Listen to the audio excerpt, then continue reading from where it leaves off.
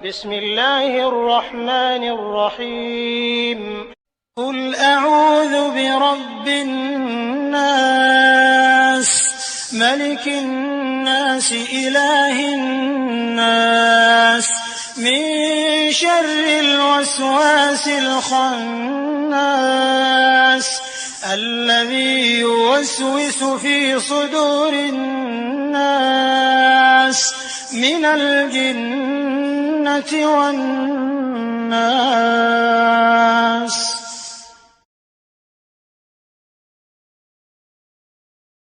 الحمد لله نحمده ونستعينه ونؤمن به ونتوكل عليه ونعوذ بالله من شرور أنفسنا ومن سيئات أعمالنا من يهده الله فلا مضل له ومن يضلله فلا هادي له ونشهد أن لا إله إلا الله وحده لا شريك له ونشهد أن سيدنا محمدا عبده ورسوله أرسله بالهدى ودين الحق ليظهره على الدين كله ولو كره المشركون. أما بعد فإن خير الكلام كلام الله وخير الهدي هدي سيدنا محمد صلى الله عليه وسلم وشر الأمور محدثاتها وكل محدثة بدعة وكل بدعة ضلالة وكل ضلالة في النار. أعوذ بالله من الشيطان الرجيم. بسم الله الرحمن الرحيم. قل أعوذ برب الناس ملك الناس إله الناس من شر الوسواس الخناس الذي يوسوس في صدور الناس من الجنة والناس. صدق الله العلي العظيم وصدق وبلغ رسوله النبي الكريم ونحن على ذلك من الشاهدين الشاكرين والحمد لله رب العالمين. وقد قال سيدنا محمد صلى الله عليه وسلم لكل إنسان لمتان لمة ملك ولمة شيطان صلى الإله على ابن آمنة الذي جاءت به سمح اليدين كريما لا كان جبارا ولا متكبرا بل كان برا بالعباد رحيما صلوا عليه وسلموا تسليما. ബഹുമാനമുള്ള പണ്ഡിതന്മാരെ, സ്നേഹം നിറഞ്ഞ സഹോദരി സഹോദരങ്ങളെ, സുഹൃത്തുക്കൾ, സർവശക്തനായ അല്ലാഹു സുബ്ഹാനഹു വ തആല നമ്മുടെ ഈ ഒത്തുചേരൽ പാരത്രിക ലോകത്തേക്ക് ഉപകാരപ്പെടുന്ന സൽക്കർമ്മമായി നമ്മിൽ നിന്നും സ്വീകരിക്കുമാറാകട്ടെ. പിശാചിന്റെ കെണിവലകളിൽ പെടാതെ ഈമാനോടെ ജീവിച്ച് ഈമാനോടെ മരിച്ച് കുടുംബസമേതം സ്വർഗലോകത്ത് ഒരുമിച്ച് കൂടാൻ നമുക്കെല്ലാവർക്കും അല്ലാഹു തൗഫീഖ് നൽകുമാറാകട്ടെ. നാം മനസ്സിലാക്കിയതുപോലെ സൂറത്തുൻ നാസിന്റെ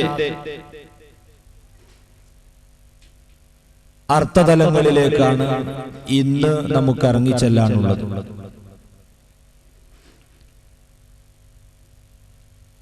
ആയിരക്കണക്കിന് തവണകളായി നാമൊക്കെ പാരായണം ചെയ്ത ഈ അധ്യായം എന്താണ് അതിൽ അല്ലാഹു ഉൾക്കൊള്ളിച്ചത് എന്നറിയാൻ എല്ലാവർക്കും താല്പര്യമുണ്ടാകും. ഈ സൂറത്തിന്റെ ഓരോ വരികളിലും അല്ലാഹു ഉൾക്കൊള്ളിച്ചിട്ടുള്ള കാര്യങ്ങളും മൊത്തത്തിൽ ഈ അധ്യായം കൊണ്ട് ഉദ്ദേശിച്ചിട്ടുള്ള വിഷയങ്ങളുമാണ് ഹ്രസ്വമായ സമയത്തിനുള്ളിൽ ഇൻഷാ അല്ലാഹ് ഇന്ന് നമുക്ക് പഠന വിധേയമാക്കാനുള്ളത്. ആദ്യമായി അല്ലാഹു തആല പറയുന്നു, ഖുൽ അഊദു ബിറബ്ബിന്നാസ് മലിക്കിന്നാസ് ഇലാഹിന്നാസ്. സൂറത്തുൻ നാസിൽ ആദ്യമായി തന്നെ അല്ലാഹുവിന്റെ 3 വിശേഷണങ്ങളെയാണ് അല്ലാഹു പറയുന്നത്. ഒന്ന്, ഖുൽ അഊദു ബിറബ്ബിന്നാസ്, പറയുക ഞാൻ അഭയം പ്രാപിക്കുന്നു, ബിറബ്ബിന്നാസ്, മനുഷ്യരുടെ റബ്ബിലേക്ക്, മലിക്കിന്നാസ്, ജനങ്ങളുടെ രാജാവിലേക്ക്, ഇലാഹിന്നാസ്, ജനങ്ങളുടെ ആരാധ്യനിലേക്ക് ഞാനിതാ അഭയം പ്രാപിക്കുന്നു. അള്ളാഹുവിന്റെ 3 വിശേഷണങ്ങൾ ഇവിടെ അള്ളാഹു പറഞ്ഞു. ഒന്ന്, ജനങ്ങളുടെ റബ്ബാണ് എന്ന വിശേഷണം. രണ്ടാമത്തേത് ജനങ്ങളുടെ രാജാവാണ് എന്നതാണ്. മൂന്നാമത്തേത് ജനങ്ങളുടെ ആരാധ്യനാണ് എന്ന വിശേഷണം. ഇത് 3ഉം പറഞ്ഞ് 4ാമത്തെ സൂക്തത്തിലാണ് എന്തിൽ നിന്നുമാണ് അള്ളാഹുവിലേക്ക് അഭയം പ്രാപിക്കുന്നത് എന്ന് പറയാൻ പോകുന്നു. സൂറത്തുൽ ഫലഖിൽ ഒരൊറ്റ വിശേഷണം പറഞ്ഞ് നേരെ 3-4 വിപത്തുകളിൽ നിന്ന് അഭയം തേടുകയാണ് ചെയ്തതെങ്കിൽ, സൂറത്തുൻ നാസിൽ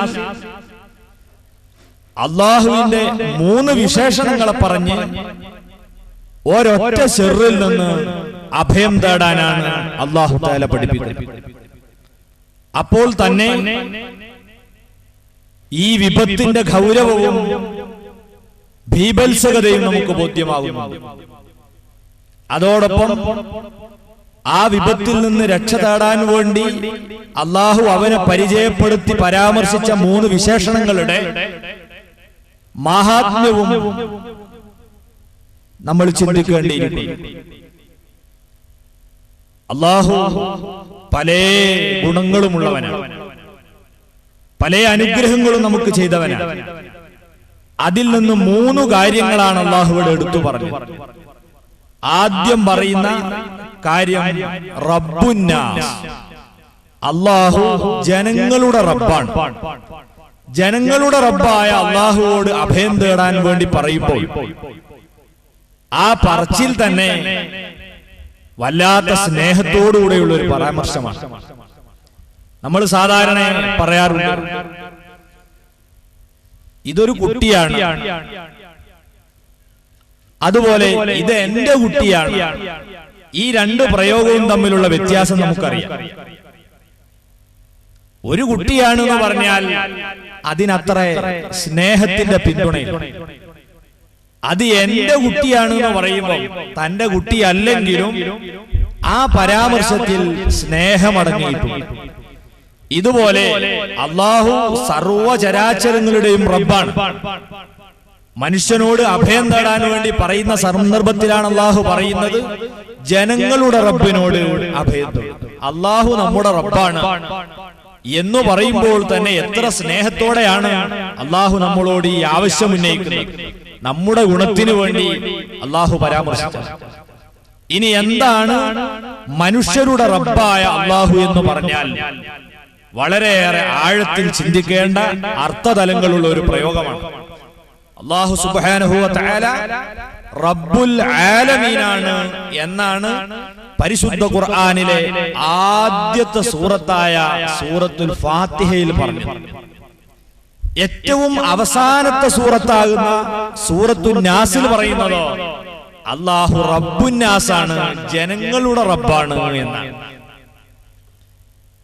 ജനങ്ങളുടെ മനുഷ്യന്റെ റബ്ബാണ് അല്ലാഹു എന്ന് പറഞ്ഞാൽ അതിനർത്ഥം റബ്ബ് എന്ന് പറഞ്ഞാൽ ഒരു വസ്തുവിനെ ഘട്ടം ഘട്ടമായി പോറ്റി വളർത്തി പരിപൂർണതയിലേക്ക് എത്തിക്കുന്നവൻ എന്നാണ് സാധാരണ റബ്ബ് എന്ന പദത്തിന്റെ അർത്ഥം. ആ രീതിയിൽ മനുഷ്യരാകുന്ന നമ്മെ അല്ലാഹു സുബ്ഹാനഹു വ തആല തർബിയത്ത് ചെയ്ത് വളർത്തിക്കൊണ്ടുപോകുന്ന ആ അത്ഭുതകരമായ വിഷയത്തിലേക്കാണ് റബ്ബുന്നാസ് എന്ന പരാമർശത്തിലൂടെ അല്ലാഹു നമ്മുടെ ശ്രദ്ധ ക്ഷണിക്കുന്നത്. നമ്മൾ ചിന്തിക്കേണ്ടതും അതാണ്. എവിടെ നിന്നാണ് അല്ലാഹു നമ്മളെ ഈ പരുവത്തിലേക്ക് വളർത്തിക്കൊണ്ടുവന്ന് നമ്മൾ ആലോചിക്കും. അതിന് നമ്മൾ എവിടെ മുതൽ ചിന്തിക്കണമെന്നും അല്ലാഹു നമ്മളോട് പറഞ്ഞിട്ടുണ്ട്. ഇപ്പോൾ നമ്മളൊക്കെ യുവാക്കളും യുവതികളും പ്രായം ചെന്നവരും എല്ലാമാണ്. നാം ജനിച്ചതിന്റെ 9 മാസം പിന്നോട്ട് തിരിഞ്ഞു നോക്കി നമ്മൾ ചിന്തിച്ചാൽ അന്ന് നമ്മൾ ആരായിരുന്നു? അവിടെ മുതൽക്കാണ് ഇപ്പൊ നമ്മൾ ചിന്തിക്കേണ്ടത്. ആ കാലഘട്ടത്തിൽ നമ്മൾ നമ്മുടെ പിതാക്കളുടെ ശുക്ലത്തിലെ ഒരു ചെറിയ ബീജമായി. ആ ബീജാവസ്ഥയിൽ നിന്നാണ് ഈ ലോകത്തെ ഏറ്റവും വലിയ അത്ഭുതമായ മനുഷ്യനായി നമ്മെ അല്ലാഹു തർബിയത്ത് നടത്തി വളർത്തിക്കൊണ്ടുവന്നു. ആ അവസ്ഥയെക്കുറിച്ച് അല്ലാഹു നമ്മളോട് വിശുദ്ധ ഖുർആനിലൂടെ തന്നെ പല സ്ഥലത്തായി പല പരാമർശങ്ങളും നടത്തിയിട്ടുണ്ട്.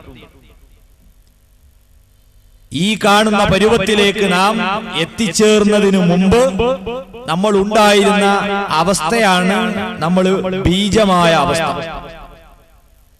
ബീജമായ അവസ്ഥയിലേക്ക് ശ്രദ്ധ ക്ഷണിച്ചുകൊണ്ട് അല്ലാഹു ചോദിക്കുകയാണ്, ഹൽ അതാ അലൽ ഇൻസാനി ഹീനും മിനദ് ദഹരി ലം യകുൻ ശൈഅം മദ്കൂറാ. ഓ മനുഷ്യ, നിന്റെ കഴിഞ്ഞ കാല ജീവിതത്തിലേക്ക് നീ ഒന്ന് തിരിഞ്ഞു നോക്കുക. നിനക്കൊരു കാലഘട്ടം കഴിഞ്ഞുപോയില്ലേ? ആ കാലത്ത് നീ ആരായിരുന്നു? ലം യകുൻ ശൈഅം മദ്കൂറാ. ഒരു വസ്തു എന്ന് പറയാൻ പോലും നീ ഇല്ലാത്ത ഒരു കാലമുണ്ടായിരുന്നു. ഒരു വസ്തു എന്ന് പറയാൻ പോലും ഇല്ലാത്ത കാലഘട്ടത്തെ സംബന്ധിച്ച് പണ്ഡിതന്മാര് പറഞ്ഞ ഒരഭിപ്രായം, അത് നാം ബീജമായ കാലമാണ്. നമ്മൾ ബീജമായ കാലത്ത് നമ്മുടെ വലിപ്പം എത്രയാണ്? 100,000 പുരുഷ ബീജങ്ങളെ അടുക്കി വെച്ചാൽ പോലും സാധാരണ നേത്രങ്ങൾക്ക് അത് ഗോചരീഭവിക്കുകയില്ല. അത്രയും ചെറുതാണ് എന്നെയും നിങ്ങളെയും ഉണ്ടാക്കാൻ ഉപയോഗപ്പെടുത്തിയ അസംസ്കൃത വസ്തു.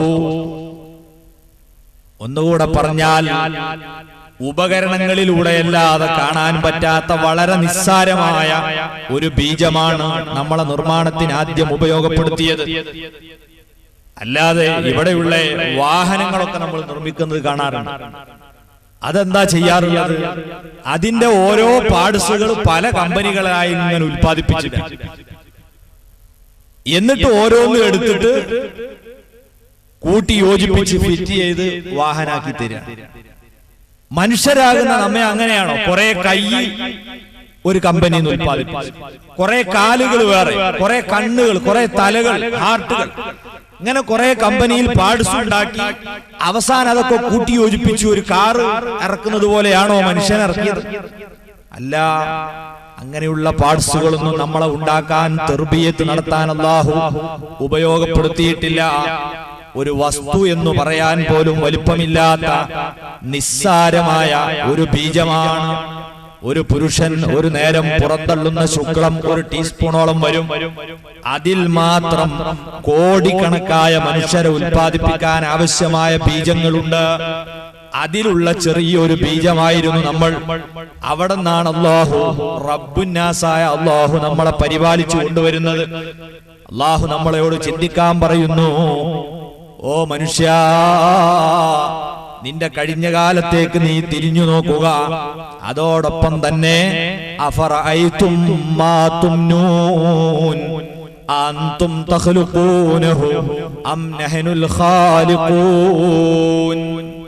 നിങ്ങൾ നിസ്സങ്കോചം പുറന്തള്ളുന്ന ശുക്ലം നിങ്ങൾ കണ്ടിട്ടില്ലേ? അതിലുള്ള ബീജം ഉപയോഗപ്പെടുത്തി മനുഷ്യനെ നിർമ്മിക്കുന്നത് നിങ്ങൾ തന്നെയാണോ? അം നഹ്നുൽ ഖാലിഖൂൻ. അതല്ല, നാമാണോ നിങ്ങളുടെ സ്രഷ്ടാവ്? ഹൃദയത്തിൽ തട്ടുന്ന ചോദ്യമാണിത്. ഈ നിസ്സാരമായ ബീജത്തെ കുറിച്ച് നിങ്ങൾ ചിന്തിക്കുന്നുണ്ടോ? അല്ലാഹു ചോദിക്കുകയാണ്. മഹാ അത്ഭുതമാണ്. ഈ ബീജങ്ങളെ കുറിച്ച് ധാരാളം പഠനങ്ങൾ നടന്നു പിൽക്കാലത്ത്. ഈ അടുത്ത് അമേരിക്കയിലെ കൊളംബിയ യൂണിവേഴ്സിറ്റിയിൽ നിന്ന് വന്ന ഒരു പഠന റിപ്പോർട്ട് ചില പത്രങ്ങളിൽ വന്നു. പുരുഷ ബീജങ്ങളിൽ 2 തരത്തിലുള്ള ബീജങ്ങളുണ്ട്. ഒന്ന് ഉരുണ്ട തലയുള്ളതും മറ്റൊന്ന് കൂർത്ത തലയുള്ളതും. ഉരുണ്ട തലയുള്ള ബീജങ്ങളാണ് ഒരാളെ ശുക്ലത്തിൽ ഭൂരിപക്ഷമെങ്കിൽ അയാളുടെ ഭാര്യ ആൺകുട്ടികളെ ആയിരിക്കും കൂടുതലും പ്രസവിച്ചുകൊണ്ടിരിക്കുക. കൂർത്ത തലയുള്ള ബീജങ്ങളാണ് ശുക്ലത്തിൽ ഭൂരിപക്ഷമെങ്കിൽ അയാളുടെ ഭാര്യ പ്രസവിക്കുക പെൺകുഞ്ഞുങ്ങളെ ആയിരിക്കും. രണ്ടും പകുതിയും പകുതിയുമാണെങ്കിൽ സ്കോർ 1-1 എന്ന രീതിയിലായിരിക്കും അത്ര. എന്ന് പറഞ്ഞാൽ ഒരാൾക്ക് ആൺകുട്ടി വേണോ അതല്ല പെൺകുട്ടിയാണോ വേണ്ടത്, ഇത് തീരുമാനിക്കുന്നത് പുരുഷന്റെ ബീജങ്ങളുടെ ഈ ഘടനയാണ്. അതിനു പുറമെ ഓരോ ബീജത്തിന്റെയും തലഭാഗം ഒരു വലിയ ഇന്റർനെറ്റ് സംവിധാനമാണ്, ഒരു മഹാപ്രപഞ്ചം തന്നെയാണ്. ക്രോമസോമുകൾ എന്ന് പറയുന്ന ഭാഗം, അതിന്റെ തലഭാഗം, അവിടെ അടുക്കി വെച്ചിട്ടുള്ള രഹസ്യങ്ങൾ എന്തൊക്കെയാണ്?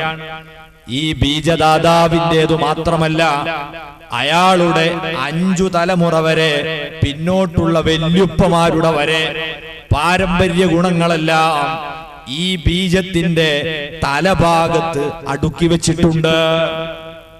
ഒന്നുകൂടെ പറഞ്ഞാൽ, ഈ ബീജത്തിൽ നിന്ന് ജനിക്കാൻ പോകുന്ന കുട്ടി 5ാം തലമുറയിലെ വല്യുപ്പ കഷണ്ടിക്കാരനായിരുന്നുവെങ്കിൽ ഈ കുട്ടിക്ക് കഷണ്ടി വരാം, ആ വല്യുപ്പാന്റെ മുഖച്ഛായ വരാം, നടത്തം വരാം, ശബ്ദം വരാം, അയാൾക്കുള്ള രോഗങ്ങളും അയാൾക്കുള്ള ബുദ്ധിയും ബുദ്ധിമാന്യതയും ഒക്കെ ഈ കുട്ടിക്കും ബാധിച്ചേക്കാം. അത്രമേൽ രഹസ്യങ്ങളെല്ലാം ഈ ഓരോ ബീജങ്ങളുടെ ഉള്ളറകളിലും ഒളിപ്പിച്ചു വെച്ചിട്ടുണ്ട്. അങ്ങനെയുള്ള ഒരു ബീജത്തിൽ നിന്നാണ് ഈ പ്രപഞ്ചത്തിലെ ഏറ്റവും അത്ഭുതമായ മനുഷ്യനെ വാർത്തെടുക്കുന്നത്. ഇവിടത്തെ മഹാ അത്ഭുതം TV അല്ല, മൊബൈൽ ഫോണല്ല, ഇന്റർനെറ്റ് സംവിധാനങ്ങളല്ല, മറിച്ച് അത് മുഴുവനും കണ്ടുപിടിച്ച മസ്തിഷ്കത്തിന്റെ ഉടമയായ മനുഷ്യനാണ് ഈ ഭൂമിയിലെ മഹാ അത്ഭുതം. ആ മനുഷ്യനെ എങ്ങനെയാണ് റബ്ബായ അല്ലാഹു ഘട്ടം ഘട്ടമായി വളർത്തിയത്? അല്ലാഹു അഭയം തേടാൻ വേണ്ടി നമ്മളോട് പറഞ്ഞ ഈ വിശേഷണം ഏറെ ചിന്തനീയമാണ്. നിങ്ങൾ നോക്കൂ, ഈ ബീജം ഉമ്മമാരുടെ ഗർഭാശയത്തിലെത്തി. അതിനു മുമ്പ് ഗർഭാശയത്തിന്റെ ഇരുവശങ്ങളിലായി ഒരു കുഞ്ഞിന്റെ ഉൽപാദനത്തിന് സ്ത്രീയുടെ പങ്കാകുന്ന അണ്ടങ്ങളെ വികസിപ്പിച്ചെടുക്കുന്ന 2 കേന്ദ്രങ്ങളുണ്ട്. അണ്ടാശയം എന്ന് പറയും. അതിൽ നിന്ന് ഗർഭപാത്രത്തിലേക്ക് ഒരു കുഴൽ, ആ അണ്ടവാഹിനി കുഴലിലേക്ക് മാസത്തിൽ ഒരിക്കലെന്നോണമാണ് വളർച്ച പൂർത്തിയായ അണ്ടങ്ങൾ പ്രവേശിക്കുക. മാസത്തിൽ ഒരിക്കൽ. അന്നാണോ ബീജവും അങ്ങോട്ട് വരുന്നതെങ്കിൽ രണ്ടും കൂടിച്ചേർന്ന് ഗർഭധാരണം ഉണ്ടാകും. ചില ആളുകൾക്ക് കുറിയെടുക്കും പോലെയാണ്, 1ാമത്തെ നറുക്ക് കിട്ടുന്ന ഭാഗ്യവാന്മാർ. ചില ആളുകൾക്ക് കുറി 5 കൊല്ലം നീണ്ടുക്കുകയാണെങ്കിൽ 5ാം ഏറ്റവും അവസാനിക്കും ചിലർക്ക്.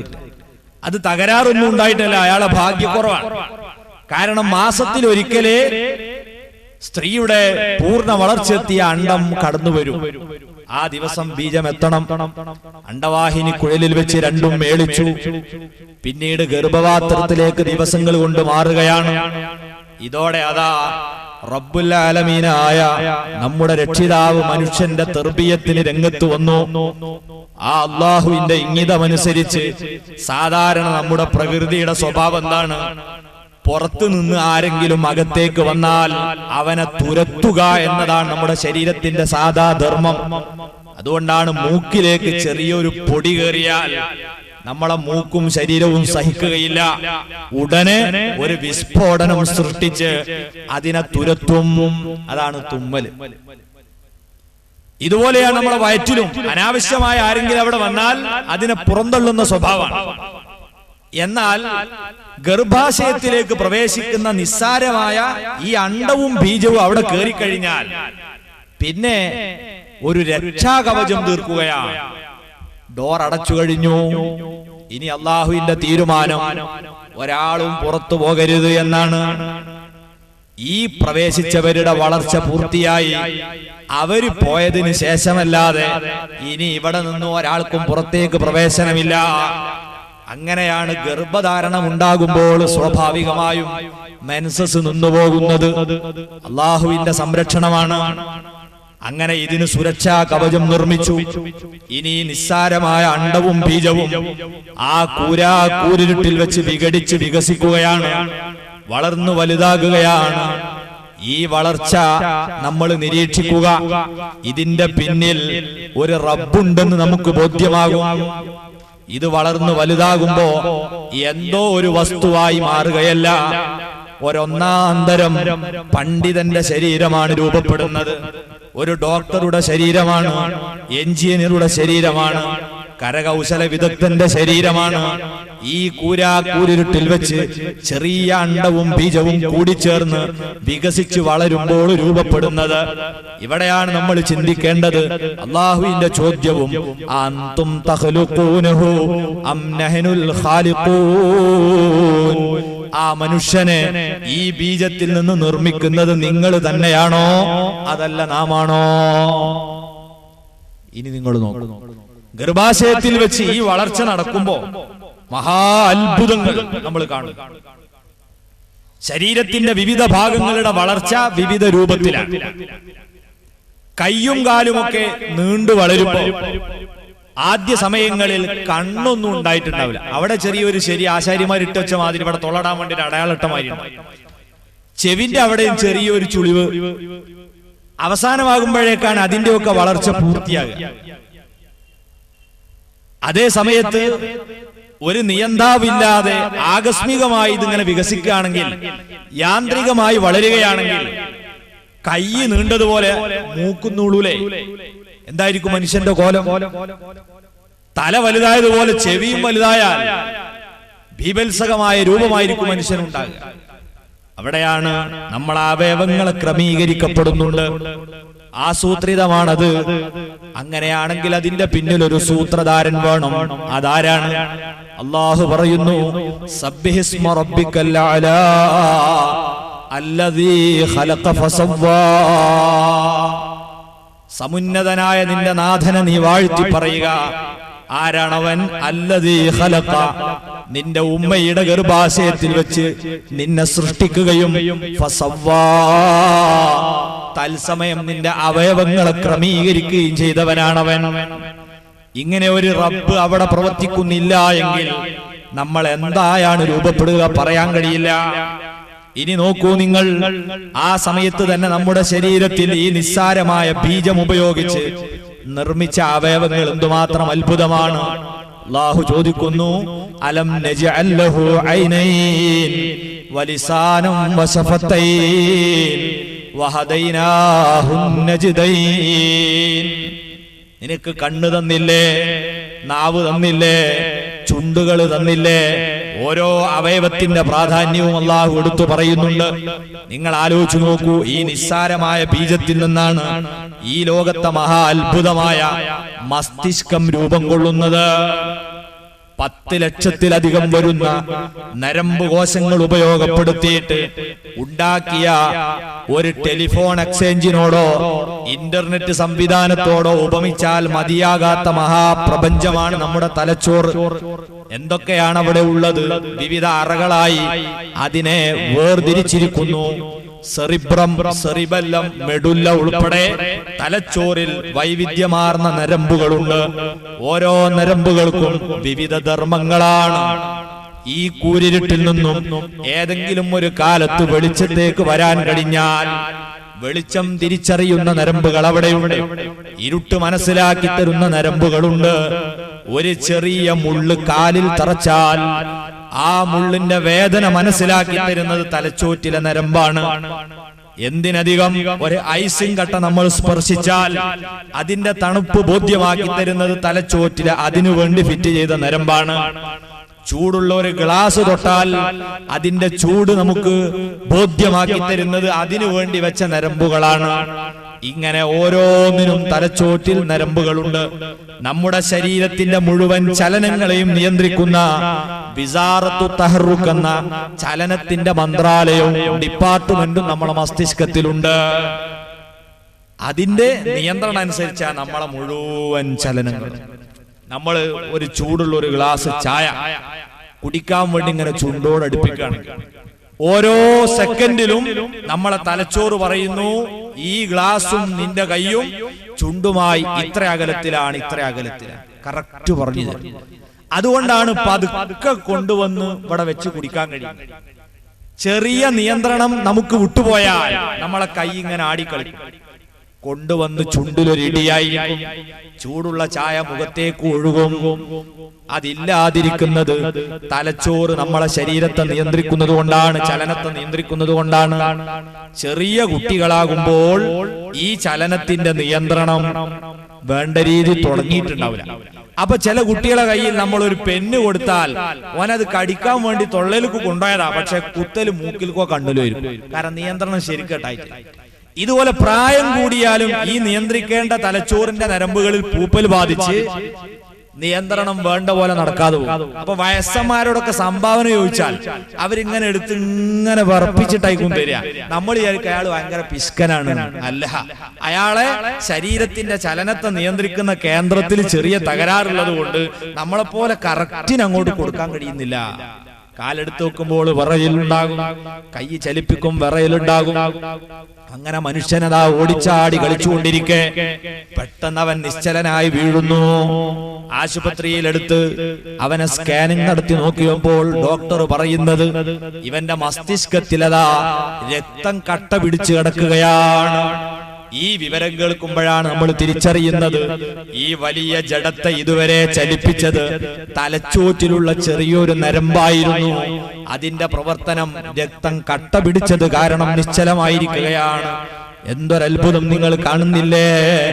ഈ അത്ഭുതകരമായ തലച്ചോറ്, ഈ നിസ്സാരമായ ബീജം ഉപയോഗിച്ചു പടച്ചത് ആരാണ്? അന്തും നിങ്ങൾ തന്നെയാണോ? അം നഹ്നുൽ ഖാലിഖൂൻ, അതല്ല നാമാണോ നിങ്ങളെ സ്രഷ്ടാവ്? അല്ലാഹു ഇതാണ് റബ്ബുന്നാസ്. ജനങ്ങളെ തർബിയത്ത് നടത്തി ചെറുതായത് മുതൽക്ക് ഇങ്ങനെ വളർത്തി വളർത്തി കൊണ്ടുവരികയാണ്. അതിലും വലിയ അത്ഭുതമാണ് നമ്മുടെ ഹാർട്ട്. ഞാൻ അങ്ങോട്ട് കൂടുതൽ കടക്കുന്നില്ല. ഇതുപോലെ നമ്മുടെ കാഴ്ച ശക്തി, കേൾവി ശക്തി, നമ്മുടെ ഇതര ആന്തരിക അവയവങ്ങൾ, ബാഹ്യ അവയവങ്ങൾ, ഇതൊക്കെയും ഈ നിസ്സാരമായ ബീജത്തിൽ നിന്നല്ലേ രൂപപ്പെടുത്തിയത്. ഇതിന്റെ ഒക്കെ പുറമെ നമ്മൾ ചിന്തിക്കുക, വയറ്റിൽ നമ്മൾ ഇങ്ങനെ രൂപപ്പെട്ടു വരുമ്പം ശരീരത്തിന്റെ വളർച്ച പൂർത്തിയാവാൻ ആവശ്യമായ പോഷകങ്ങൾ നമുക്ക് കിട്ടണം. അതെങ്ങനെ കിട്ടുന്നത്? ഉമ്മമാര് കോഴിമുട്ട തിന്നുമ്പോ ഒന്ന് നമ്മളെ വായിലും വന്ന് വീഴുക അല്ല, അതൊരു മഹാ അത്ഭുതമാണ്. നിങ്ങൾ കണ്ടില്ലേ, ഏതൊരു മനുഷ്യ കുഞ്ഞും ഭൂമിയിലേക്ക് പിറന്നു വീഴുമ്പോൾ ഒരു 1.5 ചാണോളം വലിപ്പമുള്ള ഒരു ഓസോടുകൂടെയാണ്, പൈപ്പുമായിട്ടാണ് കുട്ടികൾ വരാറുള്ളത്. അതാണ് പൊക്കിൾ കൊടി. ഇതെന്തിനു കൊണ്ടുവന്നതാണ്? ഇവിടെ പൂള കൃഷി ചെയ്യുമ്പോൾ അതിന് വെള്ളമടിക്കാനല്ല, കവുങ്ങിന് വെള്ളം പിടിച്ചു കൊടുക്കാനല്ല. ഈ പൈപ്പ് നമ്മൾ ഭൂമിയിൽ ഇനി ഒരാവശ്യമില്ല. പക്ഷേ ഉമ്മയുടെ വയറ്റിൽ നമ്മൾ കിടന്ന കാലഘട്ടത്തിൽ ഉമ്മ കഴിക്കുന്ന ആഹാരത്തിൽ നിന്നു തന്നെ നമ്മുടെ ശരീരത്തിന്റെ വളർച്ചയ്ക്ക് ആവശ്യമായ പോഷകങ്ങളെ താൽക്കാലികമായി കടത്തിവിടാൻ അല്ലാഹു ഒരുക്കിയ താൽക്കാലിക സംവിധാനമായിരുന്നു. ഭൂമിയിലെത്തിയതോടുകൂടി, പിറന്നു പുറത്തേക്ക് വന്നതോടുകൂടി സ്ഥിരം സംവിധാനം രൂപപ്പെട്ടു. അത് നമ്മുടെ വായയാണ്. ആ വായ വന്നതോടുകൂടി അത് സ്ഥിരം സംവിധാനമാണ്. ഇനി താൽക്കാലിക സംവിധാനത്തിന്റെ ആവശ്യമില്ല. അതുകൊണ്ട് 10 ദിവസം കഴിയുമ്പോഴേക്ക് 1.5 ചാണോളം വലിപ്പമുള്ള പൊക്കിൾ കൊടിയതാ മുറിഞ്ഞു വീഴുന്നു. അത്ഭുതമില്ലേ? അതിന്റെ നേരെ താഴെ 1 ഇഞ്ച് വലിപ്പമുള്ള വേറെ ഒരു പൈപ്പുണ്ട്. അത് മുറിഞ്ഞു പോകുന്നില്ല. എന്താണ് കാരണം? അത് ഇനിയും ആവശ്യമുണ്ട്. ഇനിയാണ് അതിന്റെ ആവശ്യം. എന്നാൽ ഈ വലിയ പൈപ്പിന് ഇനി ആവശ്യമില്ല, അത് മുറിഞ്ഞു പോകുന്നു. ഈ അത്ഭുതകരമായ തർബിയത്തിന്റെ പിന്നിൽ ആളില്ലേ? അവനാണ് റബ്ബുന്നാസ്, ജനങ്ങളുടെ റബ്ബായ അല്ലാഹു. ഇനി നോക്കൂ നിങ്ങൾ, വയറ്റിൽ നിന്ന് നമുക്ക് ആഹാരം തന്ന പടച്ചവൻ നാം ഭൂമിയിലേക്ക് പുറത്തേക്ക് വന്നപ്പോഴേക്ക് വിഭവ സമൃദ്ധമായ സമീകൃത ആഹാരം ഇവിടെ തയ്യാറാക്കി വെച്ചില്ലേ? എന്തൊരത്ഭുതമാണ്! ഉമ്മയുടെ വയറ്റിലായപ്പം ഭക്ഷണം തന്ന തർബിയത്ത് നടത്തിയ അല്ലാഹു നമ്മൾ പുറത്തു വന്നപ്പോഴേക്ക് നമ്മുടെ ശരീരത്തിന്റെ വളർച്ചയ്ക്ക് ആവശ്യമായ, തലച്ചോറിന്റെ വളർച്ചയ്ക്ക് ആവശ്യമായ, എല്ലിന്റെയും പല്ലിന്റെയും വളർച്ചയ്ക്ക് ആവശ്യമായ എല്ലാ നന്മകളുമുള്ള മുലപ്പാൽ ഇവിടെ തയ്യാറാക്കി വെച്ചു. ആ വിഷയത്തെക്കുറിച്ച് ചിന്തിക്കാൻ വേണ്ടി അല്ലാഹു നമ്മോട് ആവശ്യപ്പെട്ടു. വഇന്നലകും ഫിൽ അൻആമി ലഇബ്റ നുസ്ഖീകും മിമ്മാ ഫീ ബുതൂനി മിൻ ബൈനി ഫർസിൻ വദമിൻ ലബനൻ ഖാലിസൻ സായിഅൻ ലിശാരിബീൻ. ഓ മനുഷ്യരെ, നിങ്ങൾ ആടുമാടുകളെ വളർത്തുന്നവരല്ലേ? നിങ്ങളെ കാലിത്തൊഴുത്തിലേക്ക് നിങ്ങളൊന്ന് നോക്കുക. അവിടെ എന്താ കാണാനുള്ളത്? നുസ്ഖീകും മിമ്മാ ഫീ ബുതൂനി, അവയുടെ വയറ്റിലുള്ളതിൽ നിന്നും നാം നിങ്ങളെ കുടിപ്പിക്കുന്നു. നിങ്ങൾ കറന്നെടുത്ത് കുടിക്കുന്നില്ലേ? നിങ്ങൾ ആലോചിച്ചിട്ടുണ്ടോ എവിടെ നിന്നാണ് അത് വരുന്നത്? നിങ്ങൾ ഒരു കത്തിയെടുത്ത് മുറിച്ചു നോക്കൂ, ഉള്ളിൽ എന്താ കാണാനുള്ളത്? മിൻ ബൈനി ഫർസിൻ വദമിൻ, ഒരു ഭാഗത്ത് അമേദ്യമാണ്, കാഷ്ടമാണ്. പിന്നെ കാണാനുള്ളത് ചോരയാണ്. ഇതാണ് ആ മൃഗത്തിന്റെ വയറ് കീറി നോക്കിയാൽ നിങ്ങൾക്ക് കാണാൻ കഴിയുക. എന്നാൽ പുറത്തേക്ക് ചുരത്തപ്പെടുന്ന പാനീയത്തിലോ അതിൽ നിങ്ങൾക്ക് മലത്തിന്റെ ഗന്ധമില്ല, ചോരയുടെ മണമില്ല, ചോരയുടെ നിറമില്ല. മറിച്ച് അതിവിടെ നിങ്ങൾക്ക് കാണാനുള്ളത് ലബനൻ ഖാലിസാ സായിഅൻ ലിശാരിബീൻ, ശുദ്ധമായ സമീകൃത ആഹാരമായ പാലാണ്. കുടിക്കാൻ വല്ലാത്ത സുഖമുള്ള പാനീയമാണ്. അത്ഭുതമില്ലേ? ഇതുപോലെ മനുഷ്യ, ഞാനും നീയുമൊക്കെ നമ്മുടെ ഉമ്മയുടെ ഗർഭാശയത്തിലായപ്പോൾ നമുക്ക് അന്നം തന്ന പടച്ച തമ്പുരാൻ ഭൂമിയിലേക്ക് നമ്മളതാ പുറത്തേക്ക് വന്നപ്പോൾ നമ്മുടെ ശരീരത്തിന് ആവശ്യമായ വിഭവം നമ്മുടെ വാപ്പ അറിയാതെ, നമ്മളറിയാതെ, ഗർഭം ചുമന്ന ഉമ്മ അറിയാതെ പുറത്ത് 2 പാൽ ഫാക്ടറിയിൽ ദ്രുതഗതിയിൽ പണി നടക്കുകയായിരുന്നു. നമ്മൾ പുറത്തേക്ക് വന്നതോടെ ഉടനെ ഉൽപാദനവും ആരംഭിച്ചു കഴിഞ്ഞു. എന്തൊരത്ഭുതം! സുബ്ഹാനല്ലാഹ്, അല്ലാഹുവിന്റെ തർബിയത്താണ്. ഇനി നോക്കൂ നിങ്ങൾ, അവിടെയും അല്ലാഹു എത്ര ആസൂത്രിതമായ കാര്യങ്ങൾ നടത്തുന്നു. നമ്മുടെ ശരീരത്തിൽ 100 കണക്കായ എല്ലുകൾ പടച്ചവൻ സൃഷ്ടിച്ചു. 20ഓളം നഖങ്ങളും അല്ലാഹു പടച്ചു. എന്നാൽ ജനിക്കുന്ന സമയത്ത് പടച്ചോൻ ഒരു 2 പല്ല് പോലും സാധാരണ ആർക്കും കൊടുക്കുന്നില്ല. എന്താണ് അതിന്റെ കാരണം? അതിനു മാത്രമുള്ള അസംസ്കൃത വസ്തുക്കൾ ഇല്ലാതെ പോയി. അതുകൊണ്ട് നിങ്ങൾ ഇപ്പം തൽക്കാലം നടന്നോ, പല്ല് ഞാൻ അങ്ങോട്ട് എത്തിച്ചു വരാം എന്ന രീതിയിലാണോ അല്ലാഹു തആല പല്ല് തരാതിരുന്നത്? അല്ല, തികച്ചും ആസൂത്രിതമായ തർബിയത്താണിത്.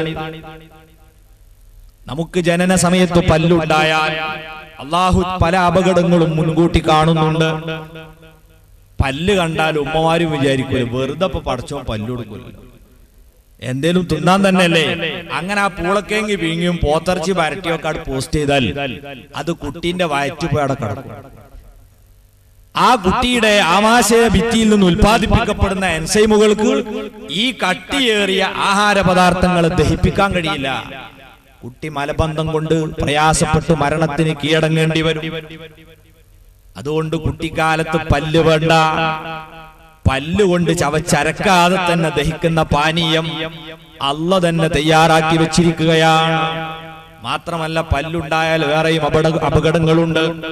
ഈ കുട്ടിക്ക് കുടിക്കാനുള്ള പാനീയം സംഭരിച്ചു വെച്ച ഉപകരണം നേരത്തെ തന്നെ ആസൂത്രിതമായി ഉണ്ടാക്കിയതാണ്. ഈ കുട്ടിയുടെ വായിൽ വെക്കാൻ പറ്റിയ പരുവത്തിലാണ് അതിന്റെ നിർമ്മാണം നടന്നത്. അത് വായിൽ വെച്ച് കുടിക്കുകയാണ് ചെയ്യേണ്ടത്. അങ്ങനെ വെറും വെള്ളം ഇങ്ങനെ കുടിക്കുമ്പോ കുട്ടിക്കും തോന്നൂല എന്തെങ്കിലുമൊക്കെ ഒന്ന് കടിക്കണം. അപ്പൊ കുട്ടി വിചാരിക്കും കുടിയും കടിയും ഒന്നാക്ക, വേറൊന്നും വരുന്നു കാണുന്നില്ലല്ലോ എന്ന് കരുതി കുടിക്കുന്നിടത്ത് തന്നെ കുട്ടി കടിക്കാനും ഒരുങ്ങിയാൽ പിന്നെ മുലയൂട്ടാൻ ആളുകൾ ഉണ്ടാകുകയില്ല.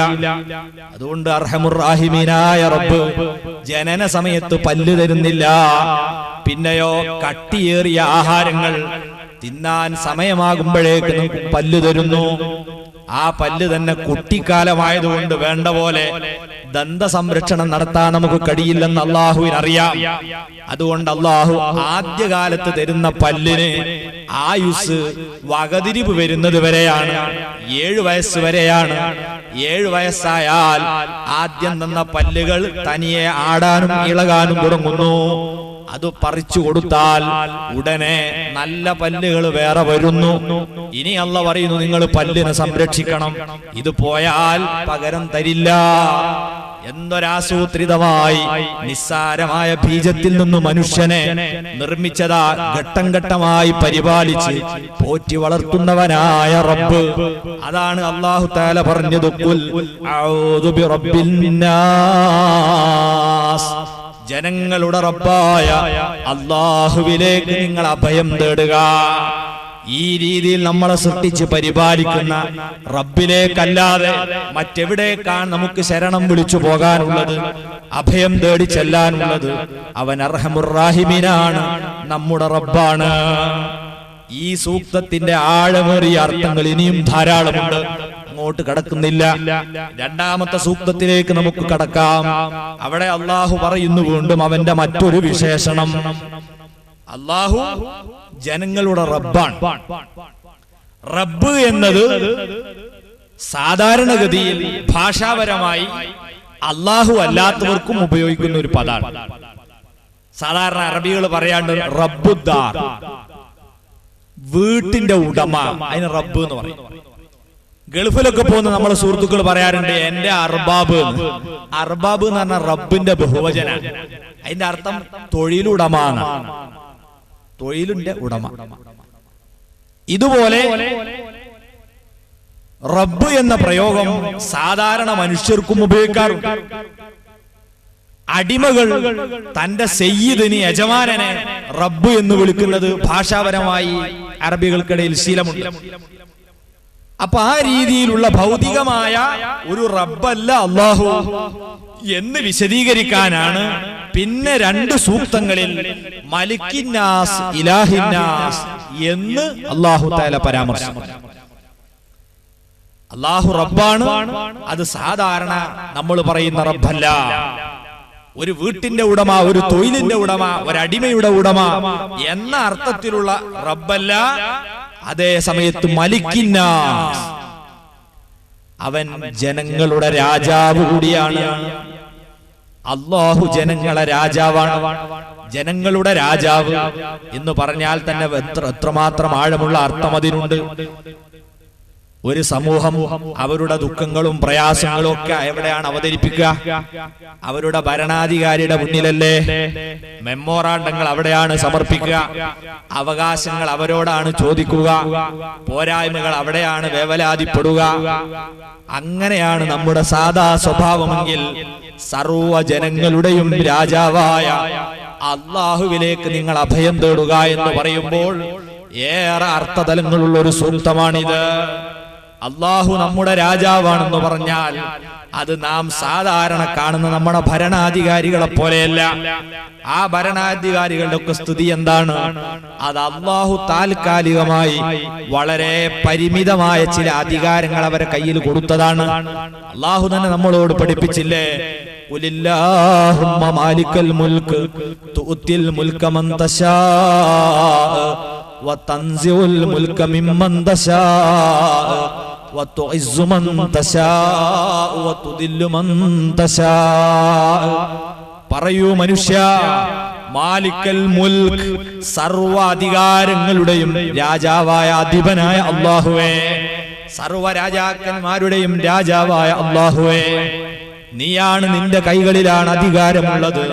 നീ ഉദ്ദേശിക്കുന്നവരെ കൈകളിലേക്ക് അധികാരം കൈമാറുന്നവൻ നീയാണ്. നീ ഉദ്ദേശിക്കുമ്പോൾ അവരിൽ നിന്ന് തിരിച്ചു വാങ്ങുന്നവൻ നീയാണ്. നീ ഉദ്ദേശിക്കുന്നവരെ നീ ഇസ്സത്തിലേക്ക് ഉയർത്തുന്നവനാണ്. നീ ഉദ്ദേശിക്കുന്നവരെ നീ നിന്ദ്യതയിലേക്ക് അധപ്പതിപ്പിക്കുന്നവനാണ്. നിന്റെ കൈകളിലാണ് സർവ്വ നന്മയുമുള്ളത് എന്ന് പരിശുദ്ധ ഖുർആനിലൂടെ അല്ലാഹു അവന്റെ അധികാരത്തെ കുറിച്ച് നമ്മളെ പഠിപ്പിച്ചു.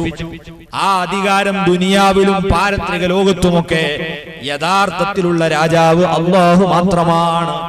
ഇത് പക്ഷേ ചെറിയ ഒരധികാരം കിട്ടുമ്പോൾ, ഒരു പഞ്ചായത്തിന്റെ വാർഡിന്റെ മെമ്പറാകുമ്പോൾ പോലും മനുഷ്യൻ ഈ വസ്തുത വിസ്മരിക്കുകയാണ്.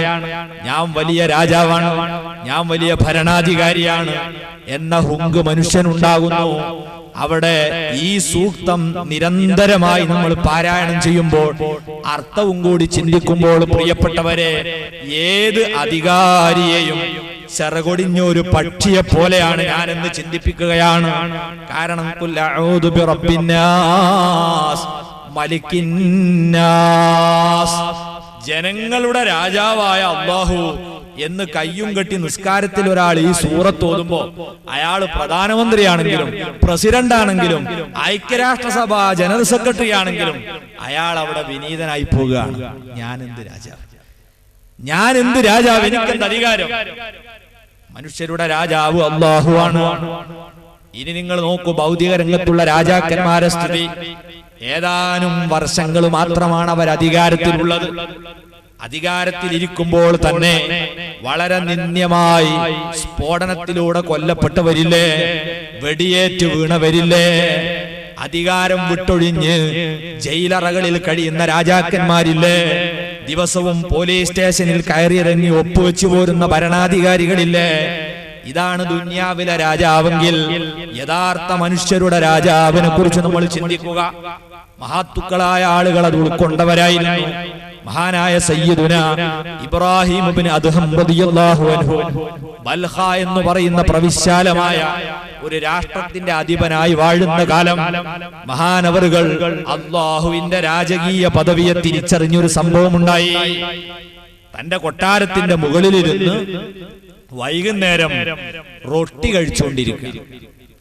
പെട്ടെന്നൊരു കാക്ക വന്ന് റൊട്ടി ഒറ്റിയെടുത്ത് പറന്നു. സാധാരണ കാക്കയുടെ സ്വഭാവമാണ് വല്ലാത്ത അലച്ചയുള്ളൊരു ജീവിയാണ്, വെറുതെ കിട്ടിയ സിമന്റ് തിന്നു. അതുകൊണ്ട് തന്നെ കാക്ക ഇത് കട്ടെടുത്തു കൊണ്ടുപോയപ്പോ അദ്ദേഹം കാര്യമാക്കിയില്ല.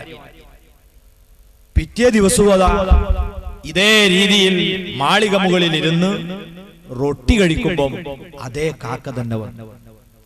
രണ്ടാമത്തെ ദിവസവും കാക്ക റൊട്ടി ഒറ്റിയെടുത്തു പറന്നുപോയി.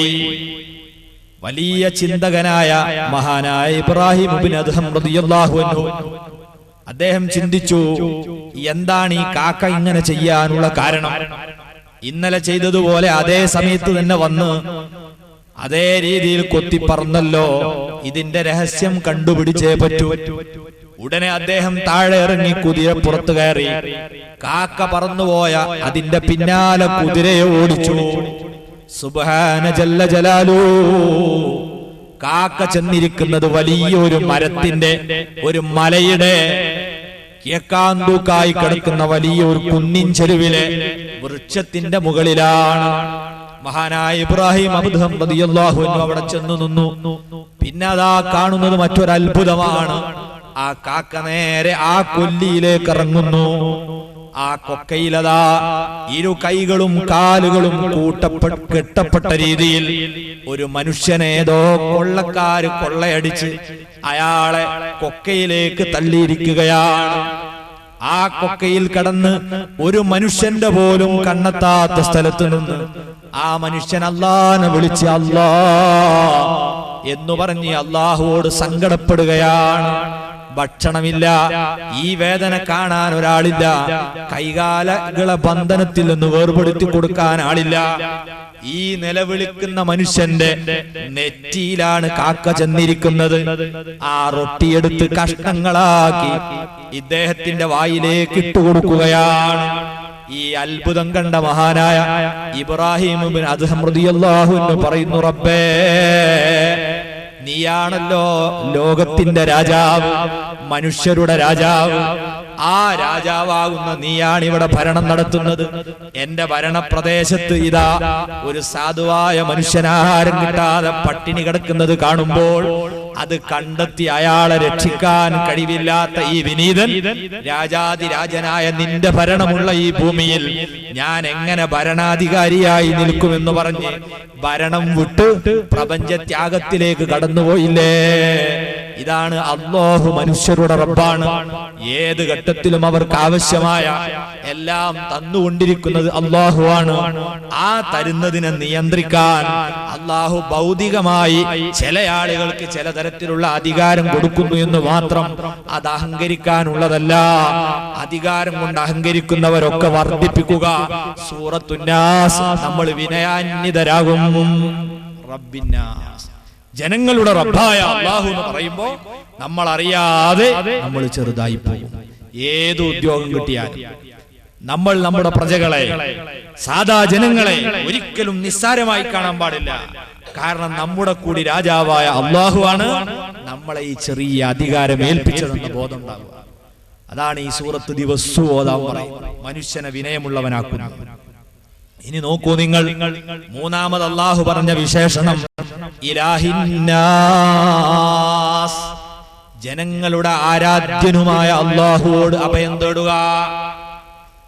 ഈ വിശേഷണത്തോടുകൂടി മറ്റൊരാൾക്കും ഇല്ലാത്ത പ്രത്യേകതയാണ് അല്ലാഹുവിനുള്ളതെന്ന് വന്നു കഴിഞ്ഞു.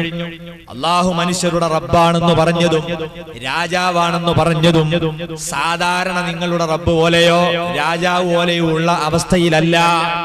ഇത് ബോധ്യപ്പെടുത്താനാണ് മൂന്നാമത് ഇലാഹിന്നാസ്, ജനങ്ങളുടെ ആരാധ്യനായി അല്ലാഹു അല്ലാതെ മറ്റാരുമില്ല.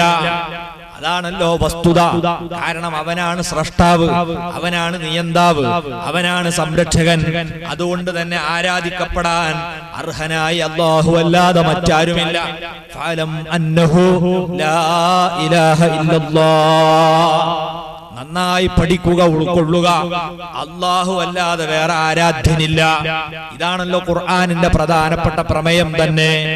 ആ ആരാധ്യനായ അല്ലാഹു, അതെ, ജനങ്ങളുടെ രാജാവായ അല്ലാഹു, ജനങ്ങളുടെ റബ്ബായ അല്ലാഹു, അവനിലേക്ക് നിങ്ങൾ അഭയം തേടുക. നമുക്ക് വലിയ സമാധാനം കിട്ടുന്ന 3 കാര്യങ്ങൾ പറഞ്ഞു. അവൻ നമ്മുടെ ആരാധ്യനാണ്.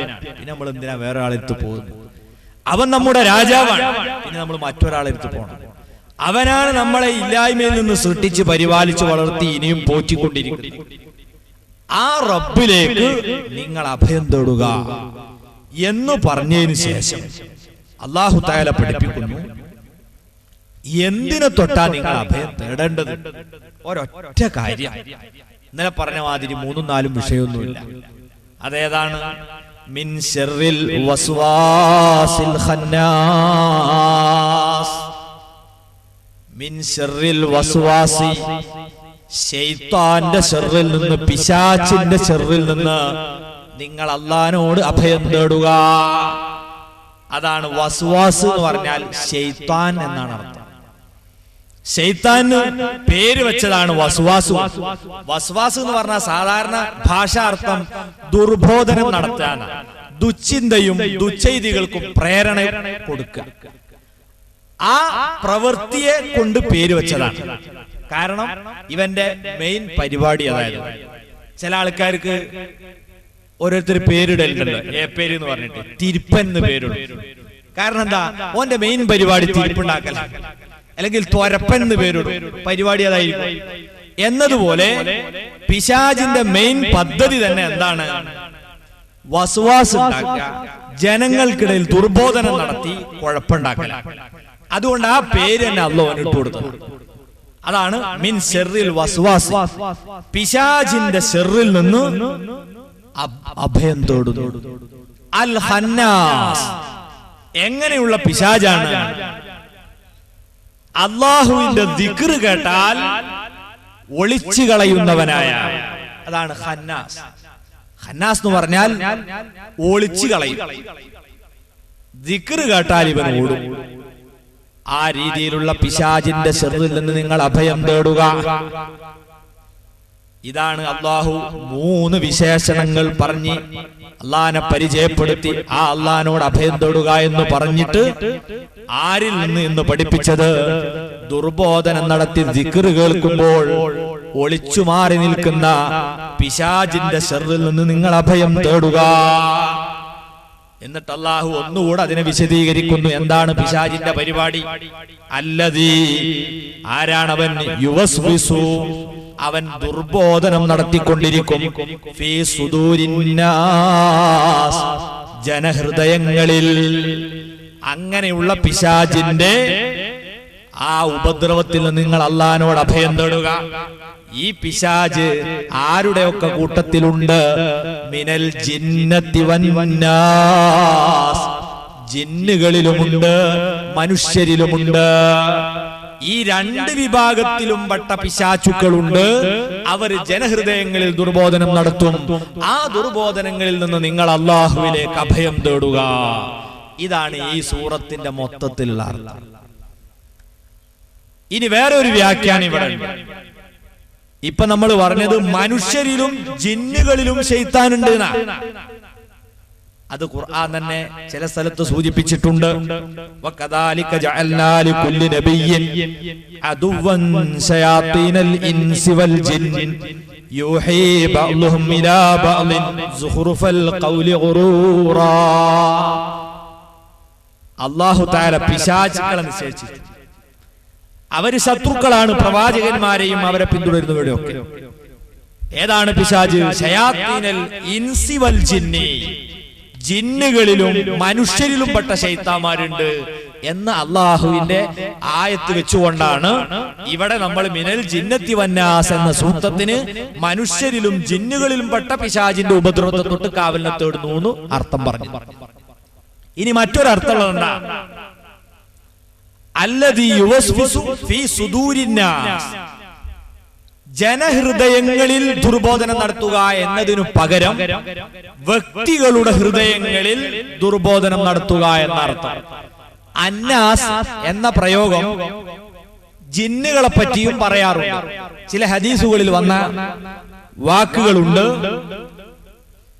ഉനാസും മിനൽ ജിന്നി, ജനങ്ങളിൽ ജിന്നുകളിൽപ്പെട്ട ചില നാസ് എന്ന് ഹദീസിൽ വന്നിട്ടുണ്ട്. ആ ഹദീസ് വെച്ച് വ്യാഖ്യാനിച്ചുകൊണ്ട് ചില പണ്ഡിതന്മാർ ഇതിനർത്ഥം കൊടുത്തത് സുദൂരിന്നാസ് എന്ന് പറഞ്ഞാൽ വ്യക്തികൾ എന്ന് പറഞ്ഞാൽ മതി. അതിൽ ആമാണ്, വ്യാപകാർത്ഥമാണ്, ജിന്നുമ്പോഴും ശൈത്താനും. അതിന്റെ വ്യാഖ്യാനമായിട്ടാണ് മിനൽ ജിന്നത്തി വന്നാസ്, ജിന്നുകളാലും പിശാചുക്കളാലും മനുഷ്യരാലുമുള്ള ആളുകളുടെ ഹൃദയങ്ങളിൽ വസ്വാസുണ്ടാക്കുന്ന പിശാചിന്റെ ഉപദ്രവത്തെ തൊട്ട്. ഈ അർത്ഥപ്രകാരം പിശാചുക്കൾ മനുഷ്യ ഹൃദയത്തിൽ മാത്രമല്ല ജിന്നുകളുടെ ഹൃദയത്തിലും കുഴപ്പമുണ്ടാക്കും, അവർക്കിടയിലും പ്രശ്നം സൃഷ്ടിക്കും. ഈ രണ്ടർത്ഥവും ശരിയാണ്. ഇത്രമേൽ ശക്തമായി അള്ളാഹു അവനിലേക്ക് അഭയം തേടാൻ വേണ്ടി പറഞ്ഞത് ഇവിടെ നമ്മൾ ഓർക്കുക പിശാചിന്റെ ദുർബോധനത്തെ സംബന്ധിച്ചാണ്. ഇന്നലെ പറഞ്ഞ സൂറത്തിൽ അള്ളാഹു ആദ്യം തന്നെ പറഞ്ഞത് എന്താ? ഖുൽ അഊദു ബിറബ്ബിൽ ഫലഖ്, പ്രഭാതത്തിന്റെ രക്ഷിതാവിനോട് അഭയം തേടുന്നു എന്ന് ഒരൊറ്റ വിശേഷണം പറഞ്ഞ് എന്തെല്ലാം കാര്യത്തിൽ നിന്നാണ് ആദ്യം തന്നെ പറഞ്ഞത്? ഖുൽ അഊദു ബിറബ്ബിൽ ഫലഖ് മിൻ ശർരി മാ ഖലഖ്, അല്ലാഹു പടച്ച എല്ലാ ശർറുള്ളതിന്റെ ശർറിൽ നിന്നും അഭയം തേടുന്നു. അപ്പൊ എല്ലാ ശർറിൽ നിന്നും അഭയം തേടാൻ വേണ്ടി ഒറ്റ വിശേഷണേ പറഞ്ഞിട്ടുള്ളൂ. അതേ സമയത്ത് ഇവിടെ പ്രധാനപ്പെട്ട 3 വിശേഷണം പറഞ്ഞതിന് ശേഷം ആകെ ഒരു ശർറിൽ നിന്ന് അഭയം തേടാനാ പറഞ്ഞത്. അത് ആരെ ശർറാ? പിശാചിന്റെ ശർറാ. അപ്പം തന്നെ നമുക്ക് ബോധ്യമായി എത്ര ഗൗരവമേറിയ വിഷയമാണ് അല്ലാഹു തആല ഇവിടെ പറഞ്ഞിട്ടുള്ളത്. എന്താണ് അതിന്റെ കാരണം? പിശാചും മനുഷ്യനും തമ്മിലുള്ള ബന്ധം അതാണ്. മനുഷ്യന്റെ ഏറ്റവും പരസ്യമായ എതിരാളി, പോര് പരസ്യപ്പെടുത്തി പ്രഖ്യാപിച്ച എതിരാളി, അതാണ് പിശാച്. പക്ഷേ ഈ എതിരാളിയെ മനുഷ്യർക്ക് നേർക്കുനേരെ കാണാനും കഴിയില്ല. അതുകൊണ്ട് ഭീകരമായ ഭീതിതമായ ഒരു എതിരാളിയാണ് പിശാചി എന്ന് പറയുന്നത്. ഇനി നമുക്ക് ചെറിയ രീതിയിൽ പിശാചുക്കളെ ഒന്ന് പരിചയപ്പെടാം. ശൈത്താൻ എന്ന് പറഞ്ഞ് നമ്മൾ പറഞ്ഞു മനുഷ്യരുടെ കൂട്ടത്തിലും ജിന്നുകളെ കൂട്ടത്തിലുണ്ട്. അപ്പം തന്നെ എല്ലാ ജിന്നുകളും ശൈത്താന്മാരല്ല. അതേ സമയത്ത് ജിന്നുകളുടെ പിതാവുണ്ട്, ഇബ്ലീസ് ലഅനത്തുല്ലാഹി അലൈഹി. ആ പിതാവിന്റെ ത്വരീഖത്ത് സ്വീകരിച്ച മക്കളൊക്കെ പിശാചാണ്, ശൈത്താനാണ്.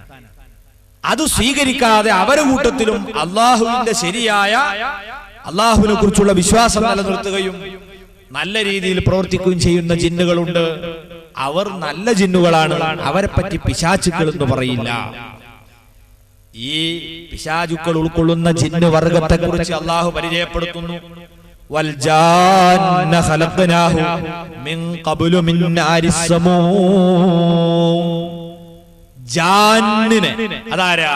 ഇബ്ലീസ് ലഅനത്തുല്ലാഹി അലൈഹി അബുൽ ജിന്ന, ജിന്നുകളുടെ പിതാവ്. മനുഷ്യരുടെ പിതാവ് ആദം നബി അലൈഹിസ്സലാം ആയതുപോലെ ജിന്നുകളുടെ ആദ്യത്തെ വാപ്പയാണ് ഇബ്ലീസ്. അയാൾക്ക് ജാന്നി എന്നാണ് അല്ലാഹു പ്രയോഗിച്ച ഒരു പ്രയോഗം. ആ വർഗത്തെ ഞാൻ പടച്ചത് എന്തിൽ നിന്നാണ്? മിൻ നാരിസ് സമൂ, പുകയില്ലാത്ത തീയിൽ നിന്നാണ്. ഒരു തരത്തിലുള്ള വെളിച്ചം ഉള്ളിൽ കയറുമല്ലോ, എന്നിട്ട് എന്താ ഉള്ളിലെന്ന് കണ്ടുപിടിച്ച് നമുക്ക് പുറത്ത് അത് പറഞ്ഞു തരുന്നുണ്ട് ഇന്നത്തെ അക്ഷര കിരണങ്ങൾ. ഇതുപോലെ അള്ളാഹു ജിന്നുകളെ പടച്ചു.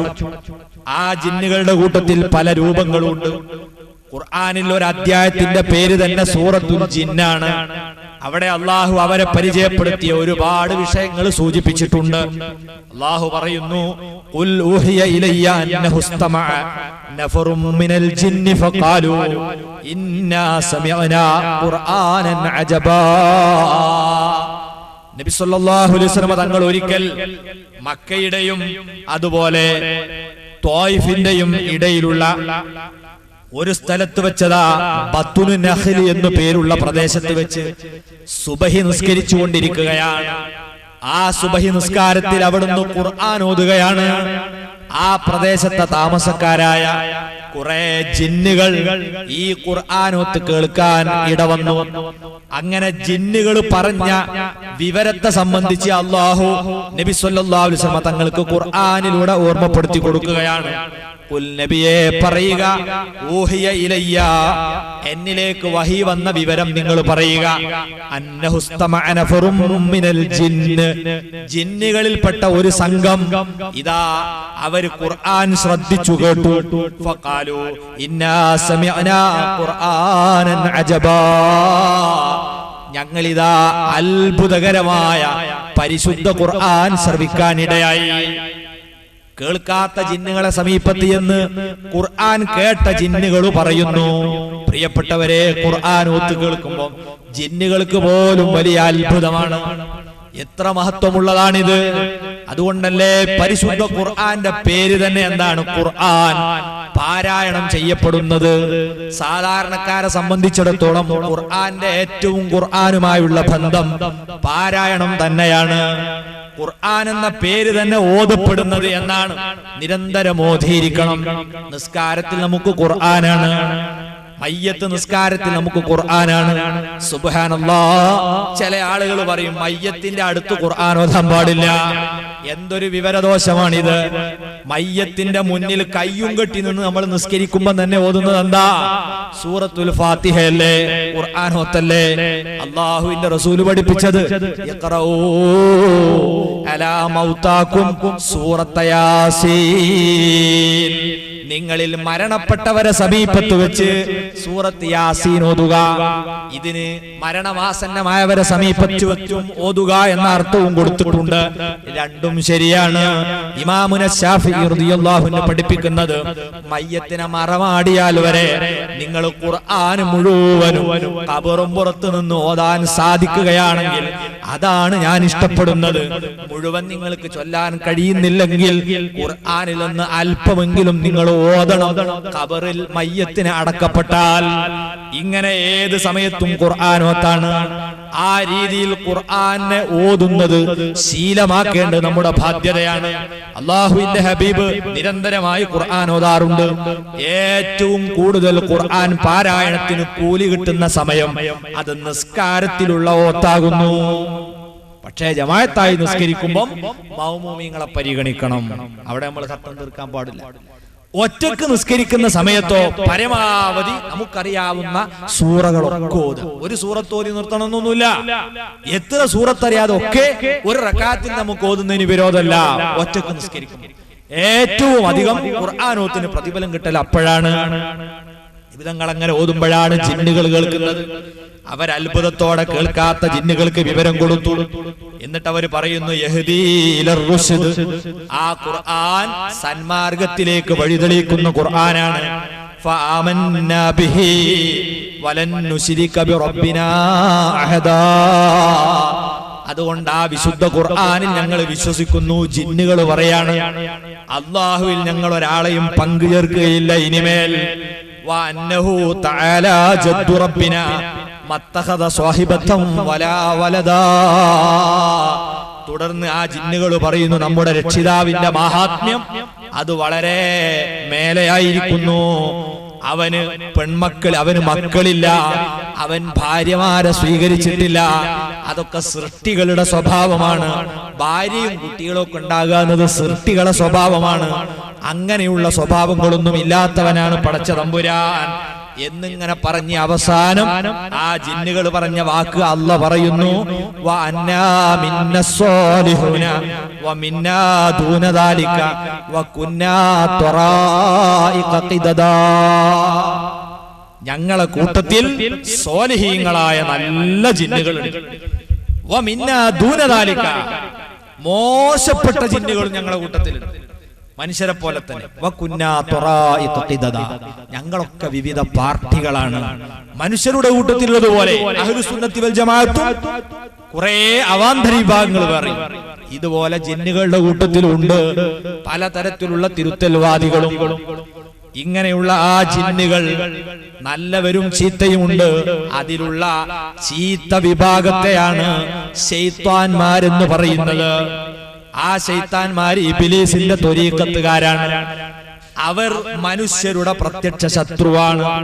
അല്ലാഹു തന്നെ നമ്മളോട് സൂറത്ത് യാസീനിൽ പറഞ്ഞില്ലേ, അലം അഹദ് ഇലൈക്കും യാ ബനീ ആദമ അല്ലാ തഅബുദു ശൈത്വാന ഇന്നഹു ലക്കും അദുവ്വും മുബീൻ. ഓ മനുഷ്യ, നിന്നോട് ഞാൻ നേരത്തെ പറഞ്ഞില്ലേ, പിശാച് നിങ്ങൾക്ക് പ്രത്യക്ഷ ശത്രുവാണ്. നിങ്ങൾ അവനെ ആരാധിക്കരുത്, അവൻ പറയുന്നത് കേൾക്കരുത്, അനുസരിക്കരുത്. നിങ്ങൾക്ക് ശത്രുത പരസ്യമാക്കിയ ശത്രുവാണ് പിശാച്. മാത്രമല്ല പ്രിയപ്പെട്ടവരെ, ഈ പിശാച് ഇത്രമേൽ നമ്മളെ ശത്രുവായത് എന്നു മുതൽക്കാണ്. അതിന് ചില അടിസ്ഥാനപരമായ കാരണങ്ങളുണ്ട്. അല്ലാഹു സുബ്ഹാനഹു വ തആല ജിന്നുകളുടെ പിതാവാകുന്ന ഇബ്ലീസ് ശൈത്താന്മാരുടെ നേതാവിനെയാണ് മനുഷ്യനേക്കാൾ മുമ്പ് പടച്ചത്. അത് നേരത്തെ നമ്മൾ പറഞ്ഞു തീയിന്റെ ആളലിൽ നിന്നാണ്. എന്നാൽ അതിനുശേഷമാണ് മനുഷ്യരുടെ പിതാവായ ആദം അലൈഹിസ്സലാത്തു വസ്സലാമിനെ അള്ളാഹു പടച്ചത്. ആ ആദം നബി അലൈഹിസ്സലാമിനെ പടച്ചതിന് ശേഷം അള്ളാഹു മലക്കുകളുടെ ഗുരുനാഥനായിട്ടാണ് ആദ്യം ഇബ്ലീസിനെ, ജിന്നുകളുടെ വാപ്പനെ നിശ്ചയിച്ചത് ജോലിക്ക്. ആ കാലത്ത് മലക്കുകളുടെ ഗുരുനാഥനായി സേവനം ചെയ്യുമ്പം മലക്കുകൾ ഉൾപ്പെടെയുള്ള ജിന്നും കൂടെയുള്ള മജ്ലിസിൽ വെച്ച് അള്ളാഹു പറഞ്ഞു, ഇത് ഖുൽനാലിൽ മലായിക ഉസ്ജുദൂ ലി ആദമ ഫസജദൂ ഇല്ലാ ഇബ്ലീസ്. നിങ്ങളെല്ലാം ആദം അലൈഹിസ്സലാത്തു വസ്സലാമിനെ ആദരിക്കണം. അതിന്റെ ഭാഗമായി ആദം അലൈഹിസ്സലാമിന്റെ മുമ്പിൽ നിങ്ങൾ സാഷ്ടാംഗം നമിക്കണം, സുജൂദിലായി കിടക്കണം എന്ന് പറഞ്ഞപ്പോൾ ഫസജദൽ മലായികതു കുല്ലുഹും, സർവ്വ മലക്കുകളും ആദം നബി അലൈഹിസ്സലാമിനെ ആദരിച്ചുകൊണ്ട് സുജൂദിലായി വീണു. ഇല്ലാ ഇബ്ലീസ്, ഇബ്ലീസ് വിസമ്മതിച്ചു, അവൻ സമ്മതിച്ചില്ല. അബാ വസ്തക്ബറ വകാന മിനൽ കാഫിരീൻ, അവൻ വിസമ്മതിക്കുകയും അഹങ്കരിക്കുകയും ചെയ്തു. ഇബ്ലീസ് അതിന് തയ്യാറായില്ല. അള്ളാഹുവിന്റെ കൽപ്പന സ്വീകരിക്കാത്ത ഒരാളെ ഇവിടെ വെച്ചേക്കില്ല എന്ന് അള്ളാഹു പ്രഖ്യാപിക്കുകയും ഇബ്ലീസിനെ അള്ളാഹു ശപിച്ച് ആട്ടുകയും ചെയ്തു. അപ്പൊ ഇബ്ലീസ് ലഅനത്തുല്ലാഹി അലൈഹി അള്ളാഹുവിനോട് പറഞ്ഞു, പടച്ചോനെ, സംഗതി ഏതായാലും ഞാൻ പഴച്ചു. എന്നാൽ ഇത്രയും കാലം ഞാൻ നിനക്ക് വേണ്ടി സേവനം ചെയ്തല്ലോ, അതുകൊണ്ട് ഖിയാമത്ത് നാൾ വരെ ജീവിക്കാനുള്ള ഒരു അവസരം എനിക്ക് തരണം. അള്ളാഹു പറഞ്ഞു, ഞാൻ നിനക്ക് അവസരം തന്നു, ഖിയാമത്ത് നാൾ വരെ നിനക്ക് ആയുസ്സുണ്ട്. ഇബ്ലീസിന് അത്രയും വലിയ ആയുസ് അല്ലാഹു കൊടുത്തു. അപ്പൊ ഇബ്ലീസ് പറഞ്ഞു, പടച്ചവനെ, ഞാൻ പിഴക്കാൻ കാരണക്കാരൻ ഈ ആദമാണല്ലോ. തെറ്റ് എന്റേതാണെങ്കിലും കാരണക്കാരൻ ആദമാണല്ലോ. അതുകൊണ്ട് ഈ ആദമിന്റെ സന്താന പരമ്പരകളെ ഞാനും വഴിതെറ്റിക്കും പടച്ചവനെ. നിന്റെ മുഖ്ലിസീങ്ങളായ അടിമകളെ ഒഴിച്ച് ബാക്കി നല്ലൊരു വിഭാഗത്തെ ഞാൻ വഴിതെറ്റിപ്പിക്കും. അതിന് നീ എനിക്ക് അവസരം തരണം എന്ന് അല്ലാഹുവോട് പറഞ്ഞപ്പോൾ അല്ലാഹു അവസരം കൊടുക്കുകയും ഇതാ എന്റെ ശരിയായ മാർഗമാണ്, റൂട്ടാണ് ഈ കാണുന്നത്. ഈ റൂട്ടിൽ നിന്ന് മുഖ്ലിസീങ്ങളായ എന്റെ ഇബാദുകളെ വഴിതെറ്റിപ്പിക്കാൻ നിനക്ക് കഴിയില്ല. കുറെ ആളുകൾ നിന്റെ കൂടെ കൂടും, അവരെയും നിന്നെയും ഉൾപ്പെടുത്തി നറക്കാൻ വേണ്ടിയാണ് ആ കാണുന്ന നരകം ഞാൻ പടച്ചു വെച്ചത്. അവിടെ വെച്ച് അല്ലാഹു പ്രഖ്യാപിച്ചു, ആദം അലൈഹിസ്സലാത്തു വസ്സലാം സ്വർഗ്ഗത്ത് താമസിക്കുക. അന്ന് തന്നെ ഇബ്ലീസ് അവന്റെ പരിപാടി തുടങ്ങി. ഇബ്ലീസ് വേഷം മാറി മഹാനായ ആദം നബി അലൈഹി സ്വലാത്തു വസ്സലാമിന്റെയും വല്യമ്മ ഹവ്വാ അലൈഹിസ്സലാമിന്റെയും സമീപത്ത് ചെന്ന് ദുർബോധനം നടത്തി.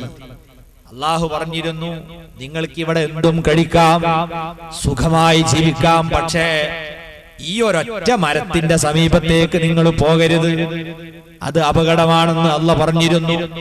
ഇബ്ലീസ് ദുർബോധനം നടത്തി അവസാനവും പറഞ്ഞു കൊടുത്തു, എന്താണ് ഈ മരത്തിന്റെ സമീപത്ത് പോയി അതിന്റെ കായ തിന്നരുതെന്ന് പറയാൻ കാരണം? അത് കായ ഭക്ഷിച്ചു പോയാൽ അവരെ പിന്നെ സ്വർഗത്തിന്ന് പുറത്താക്കാൻ പാടില്ല, അങ്ങനത്തെ ഒരു കായയാണത്. ഇത് പറഞ്ഞപ്പം ഹവ്വാ ഉമ്മ ബീവി പെട്ടെന്നത് പറിച്ചുപോയി. ആദം നബി അലൈഹി സ്വലാത്തു വസ്സലാം ആ കായ വായിലിട്ടുപോയി. ചില പണ്ഡിതന്മാര് പറയുന്നു, ആ മരത്തിന്റെ കായ പറിച്ചതോടെ അതിൽ നിന്ന് കറയൊലിച്ചു. അതിനുള്ള ശിക്ഷയായിട്ടാണ് അത്രേ മാസത്തിൽ ഒരിക്കലെന്നോണം സ്ത്രീകളിൽ നിന്ന് അങ്ങനെ ഒരു കറ ഒലിക്കൽ അല്ലാഹു ശിക്ഷയായി കൊടുത്തത്. വായിലിട്ട ആദം നബി അലൈഹി സ്വലാത്തു വസ്സലാമിന്റെ ചങ്കിൽ പിടിച്ചു ജിബ്രീൽ അലൈഹിസ്സലാം. അങ്ങനെ ആദം നബിയുടെ ചങ്കിലുള്ള മുഴ അല്പം പ്രത്യക്ഷമാണ്. ഇതിന്റെ സൂചനയായിട്ടാണ് അത്ര ആണുങ്ങളുടെ ചങ്കിലൊരു മുഴ, പെണ്ണുങ്ങളുടേത് അങ്ങനെ ആണുങ്ങളുടേതുപോലെ കാണൂല. ആദ്യത്തെ ഇബ്ലീസിന്റെ ചതിയുടെ ശിആർ അടയാളം ബാക്കി വെച്ചതാണ്. അങ്ങനെ ഇബ്ലീസ് ലഅനത്തുല്ലാഹി അലൈഹി അവിടെ വെച്ച് തന്നെ നമ്മളെ ഉമ്മയെയും ഉപ്പയെയും വഞ്ചിച്ചു കളഞ്ഞു. അവരെ സ്വർഗത്തിൽ നിന്ന് അല്ലാഹു ഭൂമിയിലേക്ക് ഇറക്കാനത് കാരണമായി. തൊട്ടുപിറകിലായി ഇബ്ലീസും അനുയായികളും ഭൂമിയിലേക്ക് ഇറങ്ങി വന്നു. അന്ന് മുതൽക്ക് ഇബ്ലീസ് നമ്മളെ വഴിതെറ്റിപ്പിക്കാനുള്ള നിരന്തര പ്രവർത്തനത്തിൽ ഏർപ്പെട്ടിരിക്കുന്നു. ഓ മനുഷ്യ സമൂഹമേ, നമ്മൾ ഉണരുക.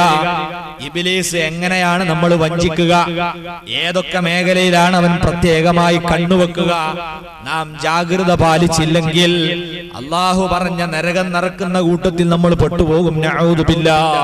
അല്ലാഹു നമുക്ക് കാവൽ നൽകട്ടെ. ഏറ്റവും പ്രധാനമായി ഇബ്ലീസ് ലഅനത്തുല്ലാഹി അലൈഹി നമ്മെ പറ്റിക്കാൻ വേണ്ടി ടെന്റ് കെട്ടി കാത്തിരിക്കുന്നത് സത്യമാർഗത്തിലാണ്, സ്വർഗത്തിലേക്കുള്ള വഴി.